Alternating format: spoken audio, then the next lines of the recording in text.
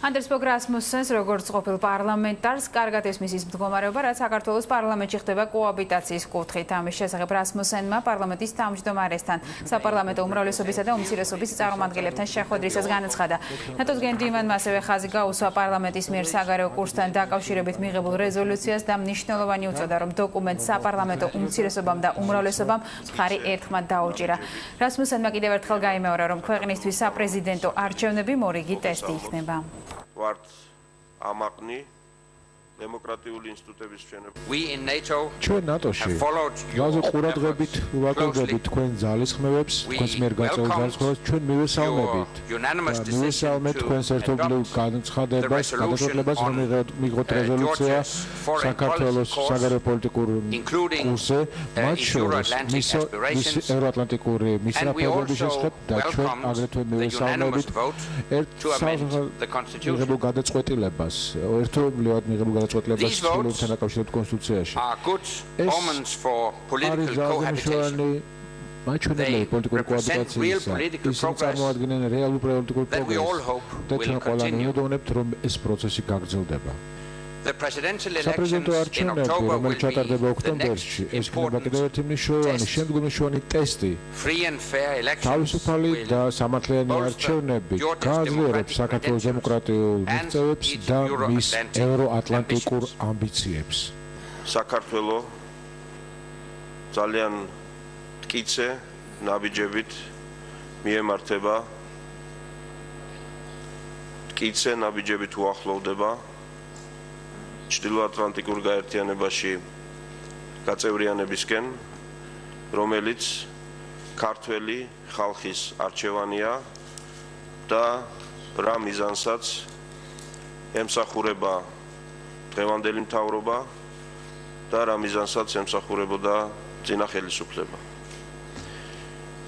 ქართველი ხალხის არჩევანი არის მშვიდობა, თანამშრომლობა, დემოკრატია, ეს კი ის ღირებულებებია, რომელიც სწორედ ნატოს ფუნდამენტური და სახელმძღვანელო პრინციპებია.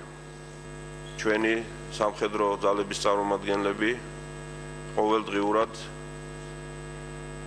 არიშურებენ თავიანთ ძალას, ენერგიას და სამწუხაროდ ხშირად სიცოცხლეს იმისთვის, რომ ვიყოთ ჩვენი მეგობარი, ჩვენი პარტნიორი სახელმწიფოების გვერდით მსოფლიოს ყველაზე ცხელ წერტილებში. პირველ რიგში საქართველოს მოსახლეობა და ჩვენ პარლამენტის წევრები, პოლიტიკოსები ველით იმასაც, რომ ნატოს მხრიდან, ნატოს წევრი სახელმწიფოების მხრიდან იქნება გადმოდგმული შემხედრი ნაბიჯები და ჩვენ მომავალი წლის განმავლობაში შევძლებთ დემონსტრირებას იმისას, რომ ინტეგრაციის პროცესი გაღრმავდა.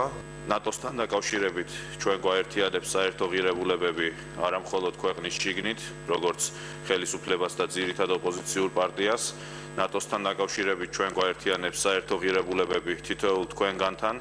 სწორედ ამ ღირებულებების დასაცავად იბრძვიან ჩვენი ჯარისკაცები და ოფიცრები ყველაზე ცხელ წერტილში, იქ სადაც იმყოფებიან თქვენი ნატოს წევრი სახელმწიფოს ჯარისკაცები და ოფიცრები და ეს არის ყველაზე მაღალი მსხვერპლი, რაც ქვეყანამ შეიძლება გაიღოს ამ საერთო ღირებულებების დასაცავად.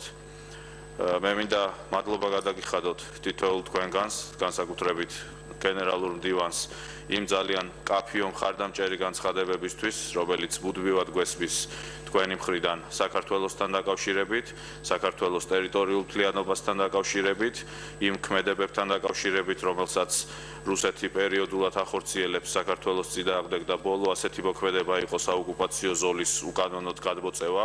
ჩვენ მადლობელი ვართ და ვაფასებთ კაფიო პოზიციას, რომელიც ნატომ დაიკავა ამ თვალსაზრისით. ძალიან რთული ამოძებნო თემა, სადაც ამდენი ქართველი პოლიტიკოსი დაეთანხმება და თავს დააქნევს რაიმე განცხადებაზე, მაგრამ ნატოში გაწევრიანება და საქართველოს ევროატლანტიკური მომავალი გახლავთ სწორედ ის თემა, რაზეც ვფიქრობ ამ მაგიდასთან მსხდომით თითოეულ ჩვენგანი ვთანხმდებით.